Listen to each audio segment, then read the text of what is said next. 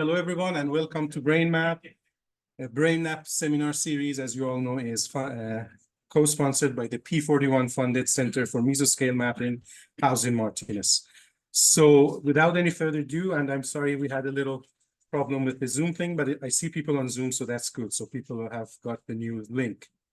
So it's my great pleasure to introduce our speaker today. Dr. Shokri Kojori has a bachelor's and master's degree in electrical engineering from Amir Kabir University of Technology and a PhD degree in cognitive neuroscience from the University of Texas at Dallas. He joined the NIAAA's Laboratory of Neuroimaging as a postdoctoral fellow in 2014 and a research fellow in 2016. His interests include the creative approaches of integrating multimodal imaging data to develop improved computational models of human behavior and neuropsychiatric disorders. His current work involves studying the interactions between autonomic and central nervous systems and their relevance to brain health. He also enjoys hiking and experimenting different ways of making Persian food. Without any further ado, I'll just get the stage to Ehsan. Thank you so much for being here today. Yeah, thanks very much, Abbas, for the very kind introduction. It's a real honor to be here. Before coming, I went through several talks on BrainMap, and I was very much inspired by several of them. So it's been very great. And thank you also for your contribution, especially from this center to the field of neuroscience, especially fMRI, which I think is a true gift to us researchers, thanks to work done here and other institutes around the same time. We have ability to measure when and where is active in the brain with fMRI. But when it comes to thinking about how maybe we can understand brain works from fMRI, it brings this analogy in my mind about whether when, for example, an alien scientist visits Earth and then we present them with a dissection of our advanced microchips, and then they want to figure out how this microchip work, which hosts billions of transistors, and we only provide them with a map of the power supply. And you could see that with these, for example, hypothetical yellow lines. Well, they may be able to figure out some, and but maybe what's most important, what could be helpful by knowing that this information is to diagnose problems. So as myself as an electrical engineer, sometimes when the system has problems, with multiple components, we try to take the most simple approach. We look into perhaps maybe just whether across the components they have, are receiving enough power or drawing enough power. So that would be a very simple diagnostic measure. And if that checks out, sometimes we look into the sequence at which things are active. So, and that sequence is by design important. And the same basically concept could be told about the brain regulation to imaging with fMRI. Knowing the relative timing of activity relative to events of the brain, but also relative to other measures of, for example, periphery could be important for diagnosing, for example, certain disorders. When I did my graduate school, I worked primarily with task-based data. And then there we know, for example, when things happen. So we present the stimuli with a task, and we look into where in the brain and at what time it is active. But I did have a chance to also look at a resting state, and that was a collaboration on TBI data, and it was through that I actually learned quite a bit about under the hood of pre-processing fMRI and looking at different scripts, and I really appreciate that. So along the times that I was just want to remove this panel, sorry, so people can see it better. Sorry about that. Okay. Thank you for that. I did develop some reservation about what does resting state mean. The maps are obviously very beautiful. You could see gorgeous patterns of different territories in the brain emerging from resting state data. But when think about what we're doing at rest, maybe we don't really do cognitively anything significant. So how maybe we are going to be able to understand this the complexity of the brain and how it works by just looking at resting state. And I may be thinking all these patterns are probably just reflecting systemic changes in blood flow, maybe reflect changes in respiration and CO2 dynamics, maybe in part related to motion. But overall, the mechanisms that drive these patterns remain underexplored. So when I joined NIH, my mentor was Nora Volkov, and also worked quite a bit with Dr. Dario Tomasi. They also had, really invaluable repository of resting state data, and some of them collected with different drug challenges. So, for example, with acute or chronic alcohol exposure, and I had the opportunity to work on those and publish. There was also, obviously, Nora being the head of the lab, we had great access to PET data collected from past, but also recently. So that was an opportunity also to look into association between MRI and fMRI, for example, activity and PET. But along the time I was starting the work at NIH, I came across the data from the Human Connectome project. And that was, again, thanks to the work done here and several other institutes in the US, provided us with almost greatest spatial temporal resolution data. There were also sessions were repeated, so then there was a test opportunity to look at test-retest reliability between measures. Measures for fMRI were also cleaned, or we had also access to the raw data. So we could look into perhaps interactions with physiology with and without these measures. And there was also a great deal of behavioral measures, including emotion, cognition, and sensory measures. So to me, this sounds like a great opportunity to, for example, maybe a little bit validate or invalidate my thinking that whether maybe what we see in resting state might be just driven by something uninteresting related to physiology. But was I right?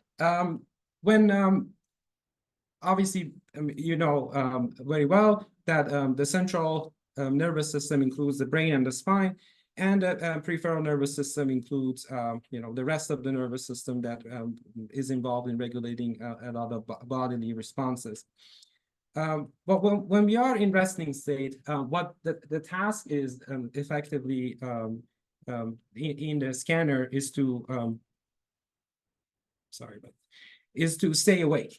And that's something that we ask as participants to do, but also not move. But for staying awake, there is a system called ascending reticular activating system that essentially is involved in included a web of different nuclei within the brainstem that receive signal from the peripheral autonomic system, but also has mass projections to the cortex.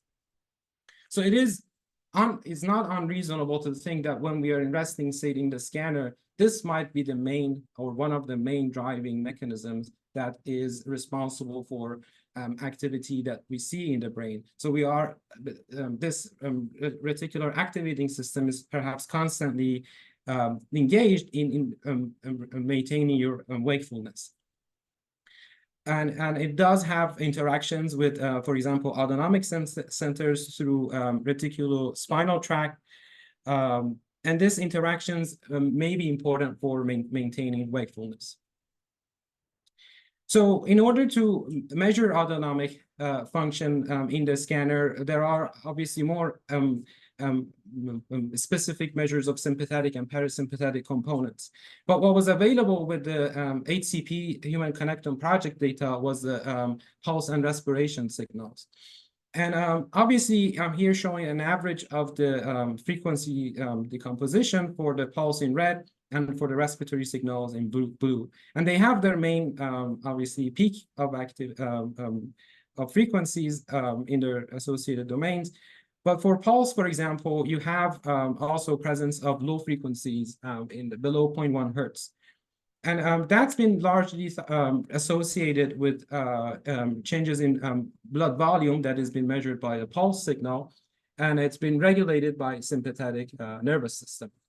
So it might, it seems to provide a good proxy for variations in sympathetic tone in the body by looking at the amplitude of low frequency changes in the pulse signal. The respiratory low frequency variations are also implicated, but they are not tightly coupled to, for example, one of sympathetic or parasympathetic components of the autonomic nervous system. So for the rest of the talk, I'll take you through my journey to look at the associations between these peripheral measures in low frequencies specifically, with that in the fMRI signal. First, I'll start with the human connectome data set, then look at the sleep deprivation challenge, and then finally with the methylphenidate challenge. In order to look at temporal associations, because perhaps I didn't have a good model of how maybe one would precede or follow, I just maybe a little bit use information from signal processing and looked at, for example, the coherence between the two signals. So the idea is to effectively, if you have the frequency decomposition of two time series, then you're looking into whether, to what extent in which frequencies they share mutual information. So that's what's been captured by the magnitude discrete coherence, which basically is calculated from cross-power spectral density function. And then if you effectively want to look at the phase lag, so regardless of the amplitude of associations, if you want to see whether there is a temporal coupling or temporal lag between the two signals, you can look into the inverse tangent of the real over the imaginary parts of this cross-power spectral density function. So this would be kind of the methods I'll be using, especially the phase for the data sets that I'll be talking about. So if you just look at this fMRI, an fMRI data set from the Human Connectome project, then we have 4 runs, and then here I'm showing 4 representative default mode network components that were extracted from a Model 3 ICA. So you could see maybe more or less similar regions are showing up for the same subject as the default mode network, and then here is a time series. But the frequency domain doesn't seem to be too, even though there is a lot of emphasis below 0.1 hertz, they don't seem to be quite similar. So there is a way, again, to examine whether there is any reproducibility in the amplitude of frequencies using interclass correlation technique, which indexes the effectively association, the ratio of the within subject to between subject variance to quantify reproducibility. So here I'm showing, for example, for the default mode network in the top row for the raw data from the Human Connectome project. So this is an average map for the default mode network. This is spatial reproducibility map. So whether within subjects the same voxels showed up as being default mode network across sessions. This is the average of a spectrum for 4 runs, and then they are showing the same different colors, but because they're very similar, they're just all the, I don't know what the name of that color is, but the same. And lastly, we are looking at whether the amplitudes that basically are estimated for each frequency bin within subjects are reproducible. So what's emerging here is that below 0.1 hertz, there is not much reproducibility. So that doesn't seem to suggest much of a rhythmic pattern within subjects for these lower frequencies. The clean data more or less shows the same effect. And I'm just drawing the red line here as a threshold of one-finely corrected intraclass correlation effects. But we do see some reproducibility at higher frequencies that goes away with respiration correction for respiratory signal, which is expected. Here I'm showing the same effect across more networks. So you could see the medial visual and the sensory motors at top, and then the fault network and executive control at the bottom. What's emerging generally is that there is good spatial reproducibility, but temporally speaking, the low frequencies don't show reproducibility within subjects. But we do see some reproducibility between 0.1 to 0.2 hertz, which I call the mid frequencies here. That doesn't seem to be affected by cleaning, especially in the sensory-related networks that are these top two. And that might be consistent with one of the talks from last year from Blaise Frederick from BrainMap. I don't know if we can cite BrainMap series, but I tried here. So he talks about in length about these frequencies that overlap with what I'm showing here, and I highly recommend that talk.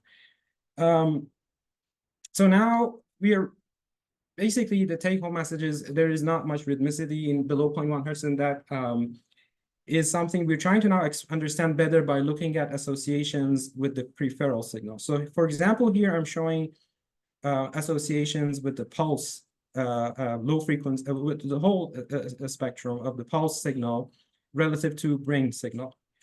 In the first, here we have the, can I hide this again? Yes. One below, one Hide more, names one of- more. So There we go. okay. All right.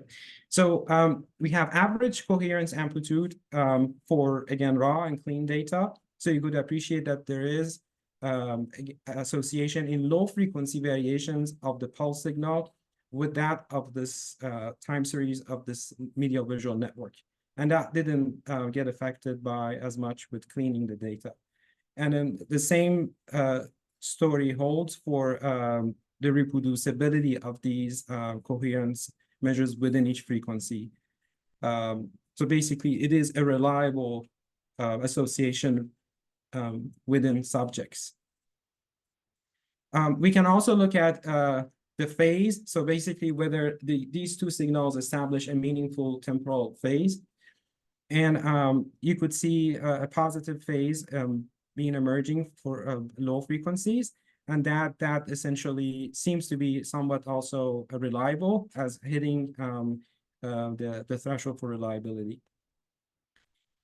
For the other networks, we have for sensory motor network, which is also a sensory type, we more or less see the same effect. In low frequencies, we have reproducible associations to amplitude of coherence with the pulse signal, and the phase is also reproducible within subjects. For the higher order networks in low frequencies below 0.1 hertz, we don't see that that effect. So the coherence is not high, and then it's not reproducible. And then for the phase, we also have still a positive phase, but the magnitudes are not as reproducible. So there seem to be some distinction in how low frequencies are variations in the pulse signal are associated with sensory related networks. For respiratory variations or respiratory signal, we see a different pattern. Actually, we have, for example, I'm showing that effect for associations of respiratory variations in time and the medial visual network. So in low frequencies, we have notable coherence of amplitudes, but then, and then those are reproducible within subjects. The amplitude of phase is reverse and somewhat a little larger, but it's not really something reproducible within subjects. And the story is actually very similar for other networks. So again, the two medial visual and sensory motor networks have basically for coherence of amplitude have reproducible associations. They establish a negative phase, but then the phase is not a reliable phase to begin with. So so we have basically looked at network level to what extent there is low frequency associations between the pulse signal and the brain, and between the respiratory signal and the brain. And what it turned out is that low frequency pulse variations show a reproducible effect. in a way that they consistently have a temporal coupling with sensory-related networks. So as you can also see in the data, the phase values were different based on the network and perhaps individuals. So in order to see whether there is consistency in phase, regardless of magnitude of phase, because the phase itself or the delay between the pulse and the brain could be function of body length or other factors that are not that interesting. I also looked at the phase dispersion index, which is the standard deviation of phase within a frequency band. So then if the standard deviation of phase within a frequency band is less, that basically means the phase is not as variable, and then there is a consistent phase. So the lower that is, that may indicate there is more consistency. And if you map that across the brain for the pulse, then this network emerges. So it's again, network of sensory, motor, and visual regions that are highlighting where there is basically the phase dispersion is significant across subjects. So the question was, well, we looked at several measures of looking at phase coupling or amplitude coupling, but whether this is meaningful for looking at behavior.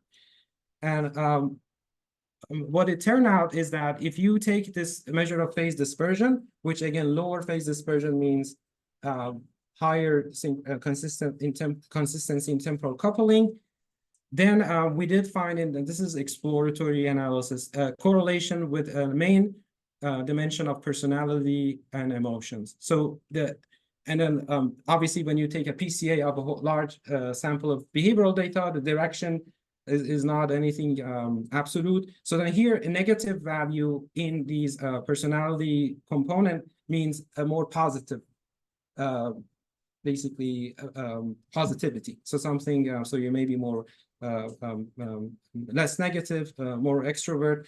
So that's basically associated with less phase dispersion. So the more consistency in time you had across all the networks in the brain, with the low frequency pulse variations, there was more, there was actually more positivity in your personality and emotions. So this was done in this large 203 subjects that I was able to put together, which had all this data, and it was very unique also to the pulse, not to respiratory variations, and not seen in other domains of behavior. And it was so this is showing the average across 4 runs, but within runs this was also significant, but the effects were weaker. And on the top, I'm showing for personality component, and the bottom, I'm showing for the emotion component. And I also ran a correlation just basically with at the voxel level with this component and phase dispersion that was calculated at the voxel level. And then these networks emerged. Surprisingly, they didn't contain much of the sensory motor, but a lot of visual and superior frontal areas that emerge for the voxel association. So around the time we published this, there was another paper came out that they looked at low frequency variation from the stomach. So that's basically another part of autonomic nervous system. And what they found was a very similar effect. They did observe areas and the visual and sensory motor that they were phase locked with this stomach signal. So that was a little reassuring that we're probably, looking at similar effects. In terms of interpretation of, okay, what this network maybe... what is the stomach signal? It's, they placed an EEG electrodes on the stomach, and then they looked at, it's the gastric signaling. So basically a measure of autonomic regulation of the stomach. It's an electrical signal. It's an electrical signal. Surface. Yeah, from the surface, right. But there could be, well, other contributions too, but that as far as the method is concerned, that's what they measured.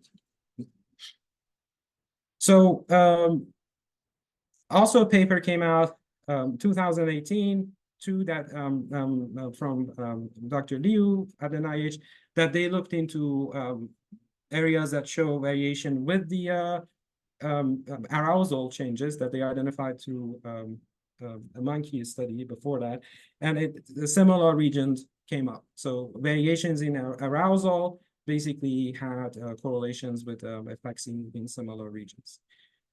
So maybe what was distinct from our study or stand out was the behavioral component. So, and my interest is moving forward really to look at what these mean in order to really better predict behavior and better maybe even look at brain health markers.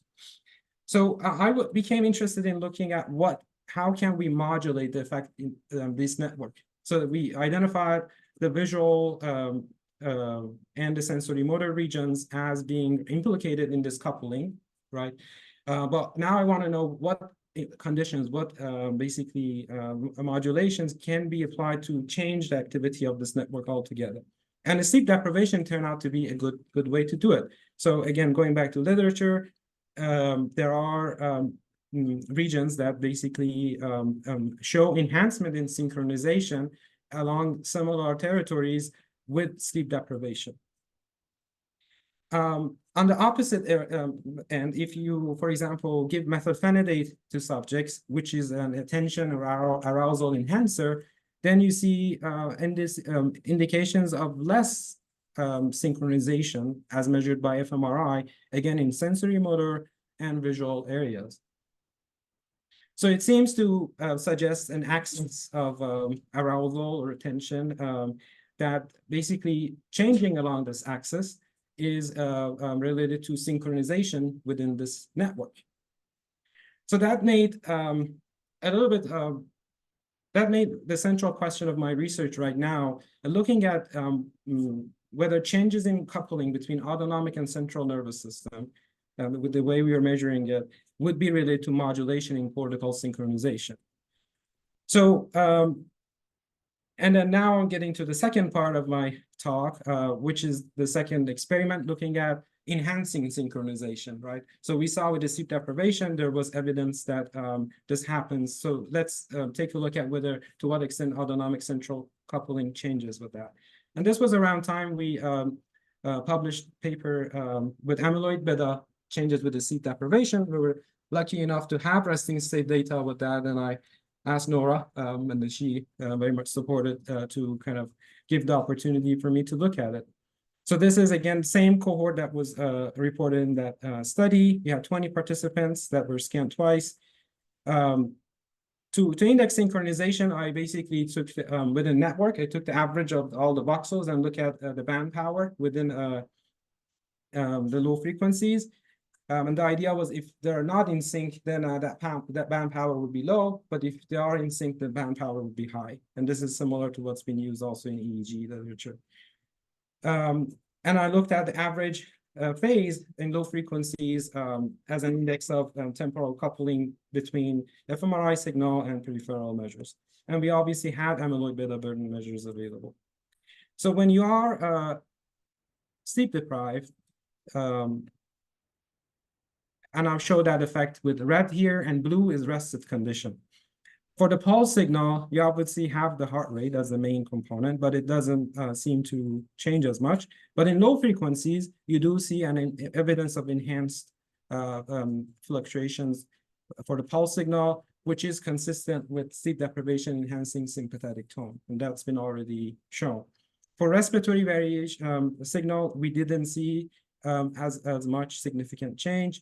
And here I'm showing the effects for the one representative subject in low frequencies. We do see for the autonomic network that there is enhanced low frequency fluctuations. So okay. So here I'm showing the map of this autonomic network or autonomic mode network that we drive from the HCP data. And this is a map of regions that in this newest study, the different cohort are showing increasing low frequency fluctuations as measured with fractional amplitude low frequency fluctuations. So you could appreciate that there is a good correspondence between effects that we identified before with just the coupling at baseline with the pulse signal, and then here the effects in this new cohort. Here I'm showing the map of the phase coupling areas with significant phase coupling with respect to the pulse signal in yellow and respiratory signal in green at the baseline condition. So you could see for the pulse signal, for example, we are still getting sensory motor, some visual areas. And respiratory effects are somewhat contrasting and also include striatal regions. So the question was whether there is a change in this coupling, right? We did see amplitudes are changing, but can we identify regions that show changes in their phase coupling? And what turned out is that the low frequency, low frequency pulse variations show enhanced temporal coupling with these areas that I'm showing in blue. And the sign is blue because the phase was negative, but we don't really care about the sign. And the center of that was actually in midbrain reticular formation. So bilaterally, and that's been highlighted here, we did see an enhancement in this midbrain reticular area, which is, of course, very well important for maintaining awakeness.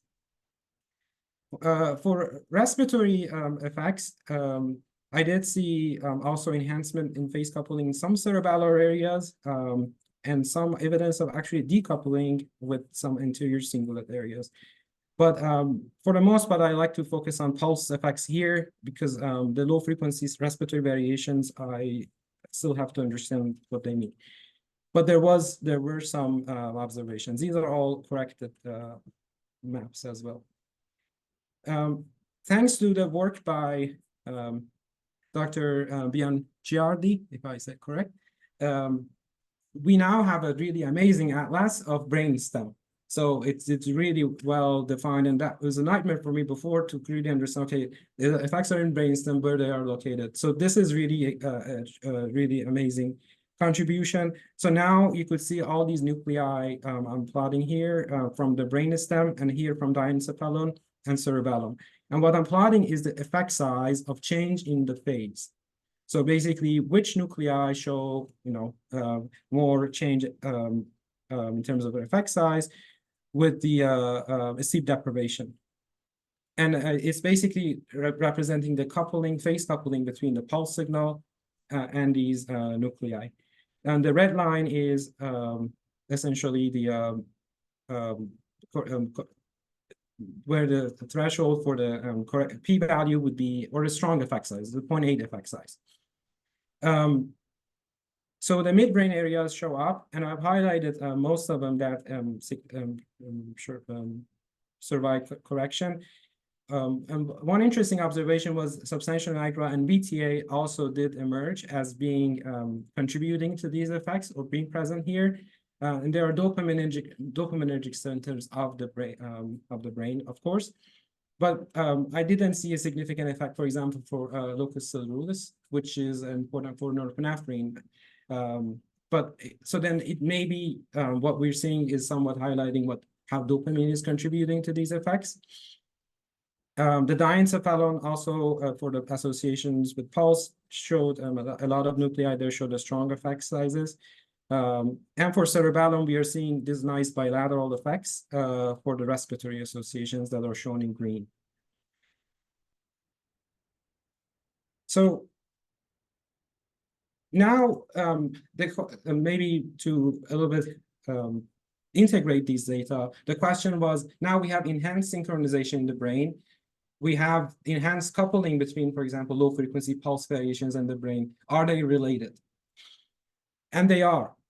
So in the rested condition, there was a kind of a marginally significant effect for the association between the phase in these areas and the low frequency power of the autonomic network that we talked about. But when you're sleep deprived, this becomes completely inversed in direction, but also much stronger. So what it means is that the stronger the phase that you establish, the higher low frequency synchronization within that network. And again, the sign of the phase is negative just because it's negative, but the absolute value is important. For the respiratory variations, also there was a similar effect.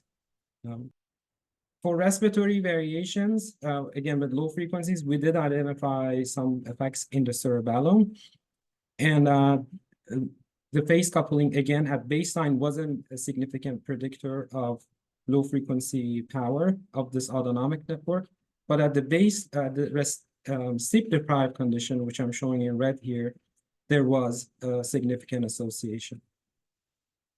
So you can make a combined model of all these phase coupling indices between peripheral indices and to predict low frequency power of the autonomic network.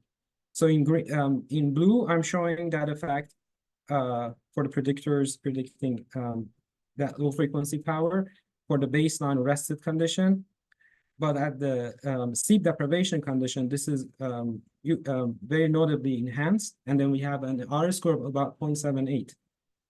So we can predict that to this extent, the low frequency power of this giant network by just looking at the phase coupling under this challenge of the sleep deprivation challenge. So what is this meaningful for looking at markers of brain health? And luckily I had access to amyloid data, and in fact it seemed to be helpful. So here I'm showing the associations between amyloid beta burden and age, and then they're shown at the voxel level here in the positive side. So you could see as you age, unfortunately, there would be more amyloid in your brain. And that may not be a bad thing, but there is. When you look at the power of the autonomic network, so in the low frequencies, in the rested wakefulness condition, and each individual have one measure, right? So they can correlate that with their beta amyloid, baseline amyloid.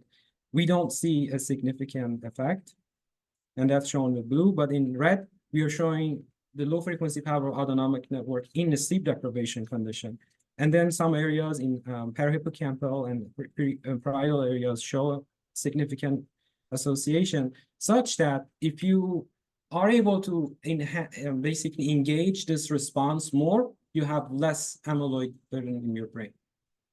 So you could think about it, it may be a stress test as a sleep deprivation. So the more you elicit a response to this basically challenge, the lower your amyloid beta burden is.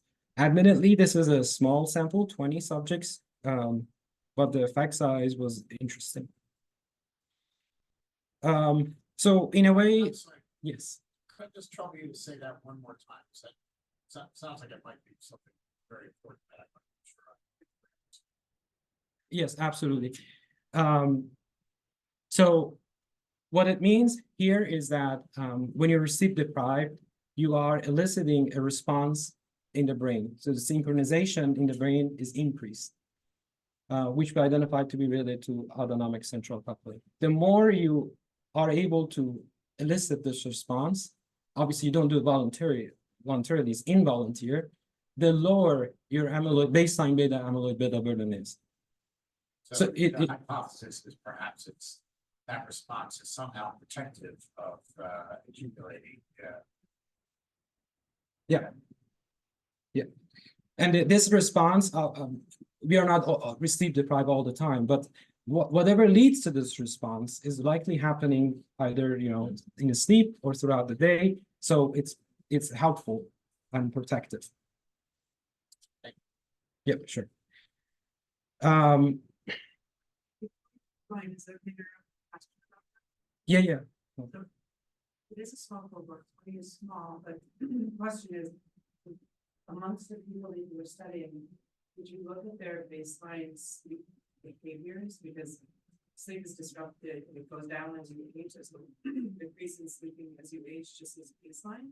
And there's also disruption of sleep in patients who have amyloid. There's a lot of interacting effects. So you control for either of those things.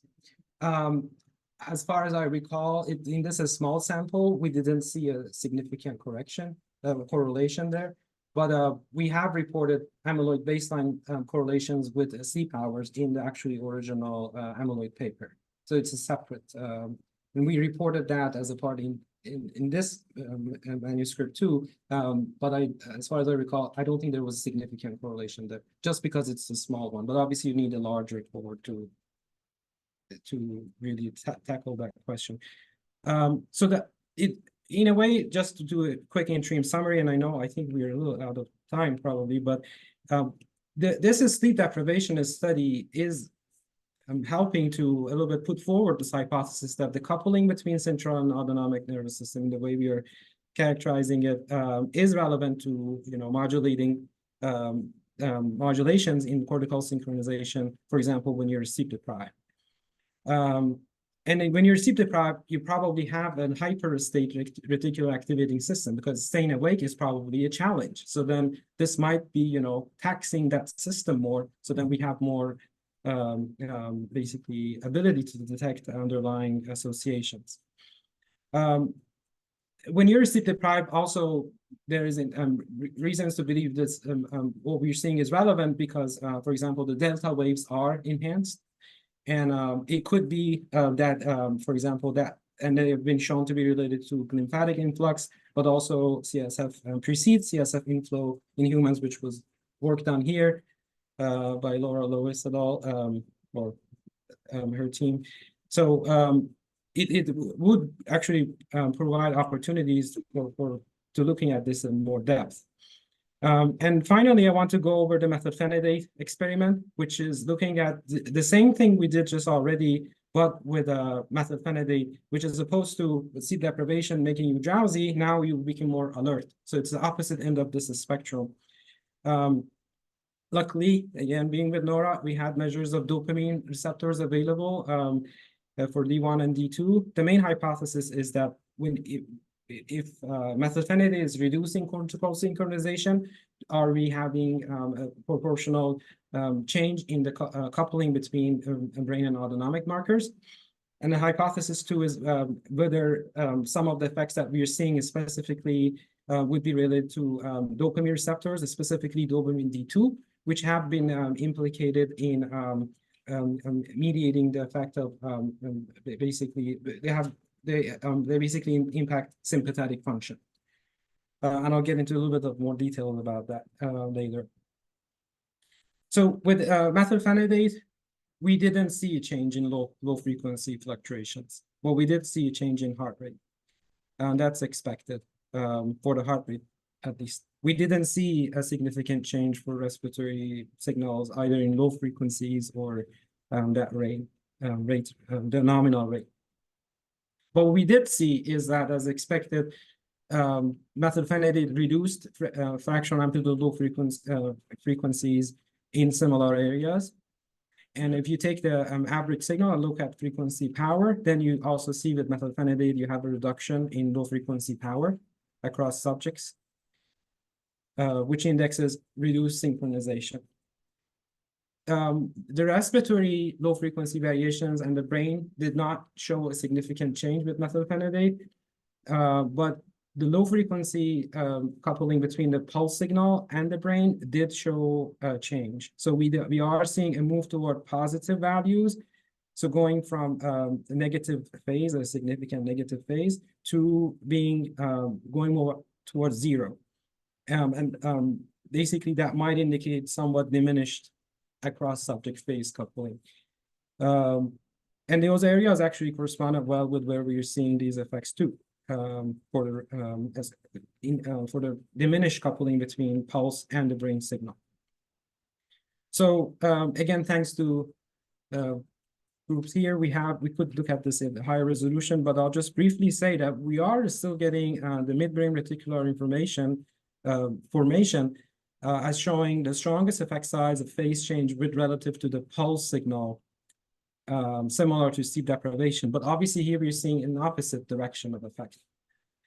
These are, again, different, more or less different cohort and a larger sample size.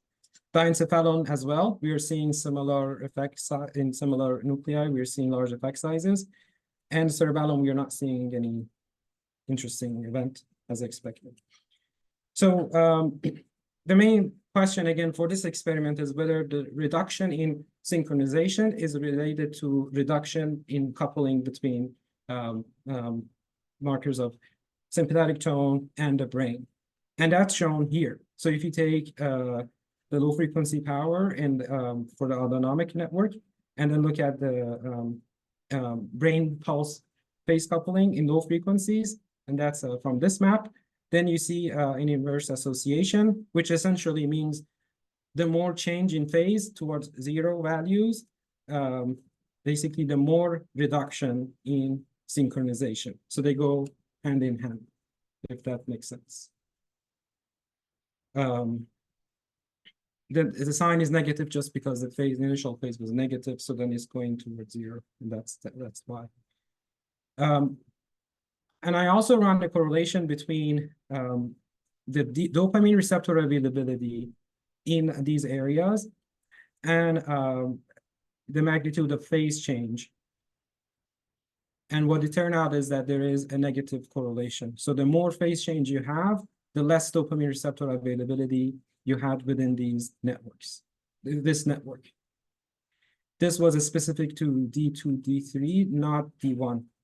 This was measured with NNC, this was measured with Rectified. Also, the change in synchronization itself wasn't directly or too strongly or at all associated with dopamine measures. Question. Yes. I missed it. We had the first slide of the study. This is a within subject comparison. Yes, within subject, absolutely. The receptor binding is done for either for the either of those. At which point in the sequence do you collect the receptor binding? So the receptor bindings are all collected. These are in reality they were collected twice, but I'm just using the baseline measure. So it's before this fMRI experiment, if that makes sense. So was the placebo measurement and the methylphenidate measurement done in the same session? No, they were done on different days. The PET measures, so that you were always collected in the afternoon. The fMRI were collected in the afternoon on random order across subjects. The PET measures were collected in the morning, either on the day of methylphenidate or placebo, but they were done without any drug intervention. Before the first. For the baseline measures, and for the D1 too. D1 because D1, we do have measures of dopamine release that I'm not reporting here, but because it wasn't related. And then maybe finally, looking at here whether there was any behavioral relevance. So immediately after the session, there was a ball tracking experiment done, which tracks your ability for visual spatial attention. So you have to, see a set of balls, and then those highlights that identify the balls go away, and then you have to keep track of them in your mind, and then they appear, and you have to confirm whether that was the same set or not. So it's a measure of visual spatial attention. And again, this is a small cohort.